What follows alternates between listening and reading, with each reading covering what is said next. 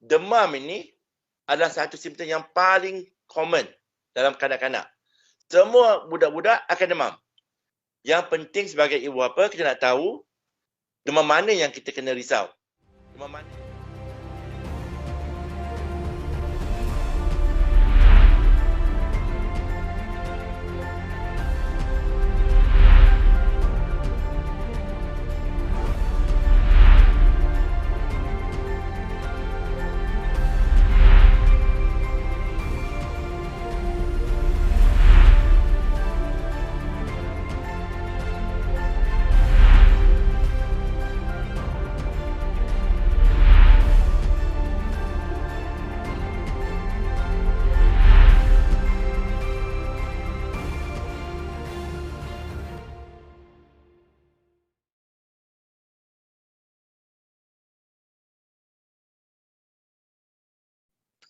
Assalamualaikum ibu bapa di sana.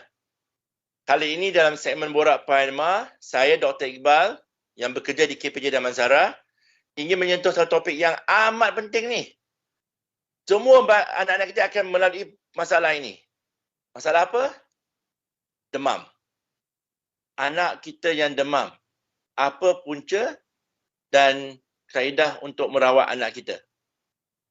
Jadi, demam ini adalah satu simptom yang paling common dalam kanak-kanak. Semua budak-budak akan demam.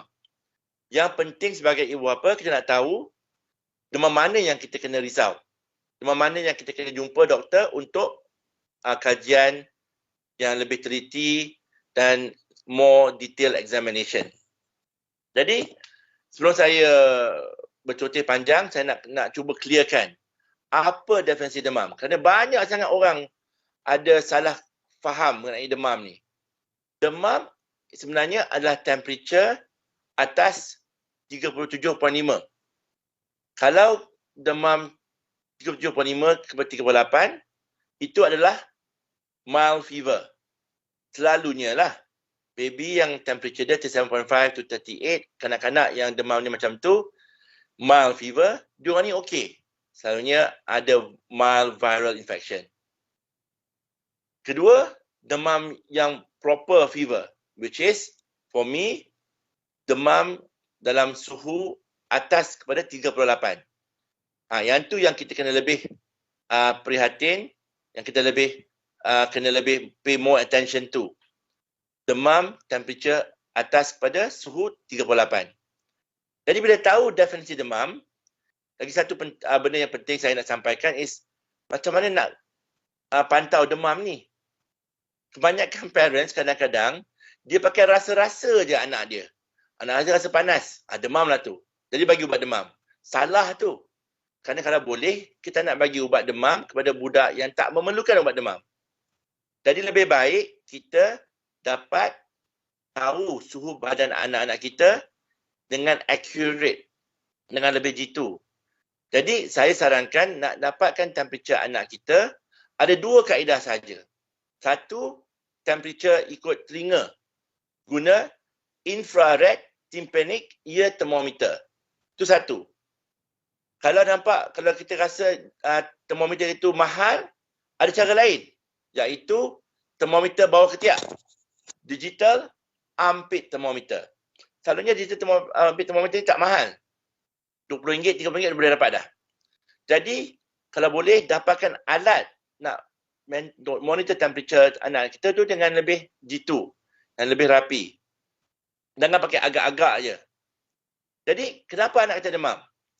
Bila anak kita demam, maknanya anak kita ada infection. And kita sebagai adult, jangan demam pasal kadar imunasi ataupun our immune system lebih mature, lebih kuat. Jadi kita dah expose dengan banyak virus, banyak bakteria. Padahal kita dah lali anda orang. Walhal untuk budak, untuk bayi, dia punya immune state kurang mature. Jadi dia memang senang nak dapat demam kerana imun dia tengah baru nak mengenal virus dan bakteria yang ada di surrounding. Jadi bila kita demam, anak kita ada infection, kita kena pantau. Ada tak benda-benda lain yang boleh menyebabkan kita rasa risau? These are the red flags. So saya nak tegahkan 5 red flags. Satu, demam bayi yang baru lahir. Lebih-lebih lagi bayi yang baru kurang daripada 3 bulan. Kalau anak kita kurang 3 bulan demam, temperature dia above 38, itu benda yang serius dan saya sarankan jumpa doktor. Kedua, demam tinggi atas 39 atau 40. Especially kalau anak-anak kita bawah 6 bulan. Kalau demam macam tu, again, boleh bagi ubat demam, and kalau risau, jumpa doktor segera. Ketiga, demam yang ada simptom lain. For example, demam yang ada batuk, demam yang ada cirit-birit, demam yang ada berak berdarah, demam yang anak kita sakit perut. Maknanya ada associated symptoms. Simptom-simptom lain yang boleh merisaukan kita.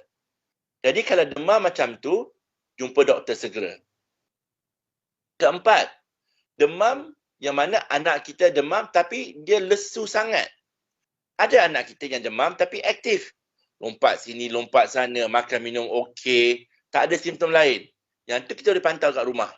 Tapi kalau anak dia demam, lesu saja, berpanjangan, kurang aktif, walaupun bila masa temperature tu dah turun, itu is a red flag. Jumpa doktor segera. And last kali, demam yang berpanjangan. And definisi berpanjangan adalah anak kita yang demam lebih daripada 3 hari. Jangan dah demam 5 hari pun tak jumpa doktor. By convention, kalau anak kita demam lebih daripada 3 hari, walaupun dia aktif, jumpa doktor. Dapatkan pemeriksaan. Kan? Manalah tahu. Kemungkinan anak kita kena buat blood test. Just to make sure that dia okay. Kan? Okay. Bila kita dah discuss apa definisi demam, macam mana nak pantau how to measure temperature, kita dah discuss what are the red flags. Last kali saya nak bagi tahu macam mana nak control demam ni. Kadang-kadang mitos banyak sangat. Ada orang guna asam jawa lah, ada orang guna ais lah, ada orang guna cooling patch lah. Alamak, itu semua tak betul. Jadi ini berdasarkan kepada research. Ini berdasarkan daripada kajian. Untuk meredakan demam anak kita, ada 3 cara. Satu, guna ubat paracetamol. And ubat paracetamol, walaupun dia selamat, dia still ubat. Kita tak bagi, kalau boleh tak nak overdose dan tak nak bagi ubat paracetamol kepada anak kita yang tak memerlukan. Jadi kita bagi ubat paracetamol hanya kalau anak kita temperature dia above 38 dan dia kurang selesa. Itu penting. Satu. Kedua, ubat Nurofen. Ubat Nurofen ataupun ubat ibuprofen lazim digunakan untuk kontrol anak kita yang demam. Jadi selain ubat paracetamol, ada ubat lain, ubat Nurofen. Kadang-kadang ada pakar kanak-kanak yang guna ubat Voltaren. Voltaren ni adik-beradik Nurofen lah. Boleh digunakan untuk merendahkan demam, di mana kena make sure kita tak overdose dan kita guna bila ada keperluan. Ubat macam mana pun, kalau walaupun dia kata safe, kalau tak payah guna, jangan guna. And last kali, cara nak meredakan demam, kita guna tepid sponge. Okay. Isu tepid sponge ni controversial. Kerana kalau tengok dalam kaedah kajian barat, di negara-negara yang temperate climate, kalau kita guna tepid sponge, tak ada evidence dia boleh kurangkan temperature. Tapi kita negara, bukan negara temperate, kita bukan negara barat, kita negara tropical, negara panas. Dan dalam negara panas, penggunaan tepid sponge boleh membantu. Tepid sponge tak bermaksud nak mandikan anak kita. Tepid sponge tak bermaksud untuk merenjiskan air seluruh badan anak kita dengan air sejuk. Bukan. Guna air pipe yang tuam, yang tak panas dan tak sejuk. And kita nak basahkan anak dengan towel basah. Bila dia kaedah tapis sponge ni kaedah dia macam ni. Bila kita ada small layer of water on the skin, air dalam permukaan kulit anak kita akan di-evaporate. Bila di-evaporate, dia akan tarik haba daripada anak kita. Cara kaedah tu lah boleh merendahkan temperature anak kita.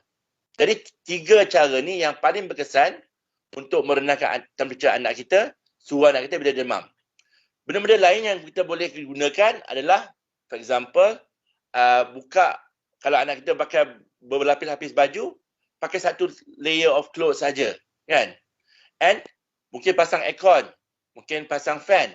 Tapi tak naklah kita guna pakai aircon dan fan yang sejuk sangat sampai anak kita menggigil. Kerana bila anak kita menggigil, dia akan generate heat dan temperature dia akan semakin naik. Jadi kita akan berdepan dengan masalah lain pula, kan? Jadi harap celoteh kita kali ini dapat membantu ibu bapa di sana tahu how to handle anak kita yang demam. InsyaAllah kalau ada anak yang demam, kalau kita nak penjelasan lebih lanjut, kita boleh discuss dengan pakar perubatan anak kita di sana, di luar sana. InsyaAllah. Assalamualaikum warahmatullahi wabarakatuh.